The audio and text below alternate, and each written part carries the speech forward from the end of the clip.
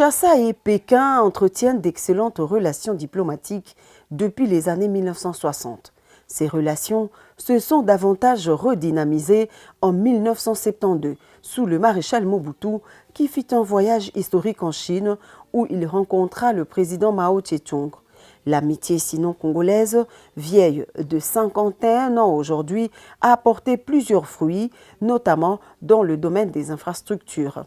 Sur la longue liste, on compte la construction de l'imposant bâtiment du Palais du Peuple qui abrite le siège du Parlement congolais, le stade omnisport des martyrs de la Pentecôte, la réhabilitation et la modernisation de quelques artères dans la capitale.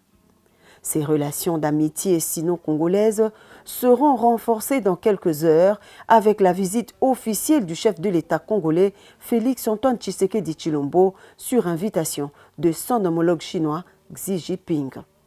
Plusieurs activités sont prévues dans le cadre de cette tournée chinoise de Félix Tshisekedi Tshilombo, entre autres la rencontre bilatérale de deux chefs d'État, la signature des accords de coopération qui seront conclus dans le domaine porteur de croissance et probablement la redéfinition du fameux contrat chinois signé sous le régime passé et dont les clauses se sont révélées indigestes et controversée au détriment de la RDC à cause des disparités constatées dans la répartition des avantages générés par la dite convention d'après les conclusions menées par l'Inspection générale des finances.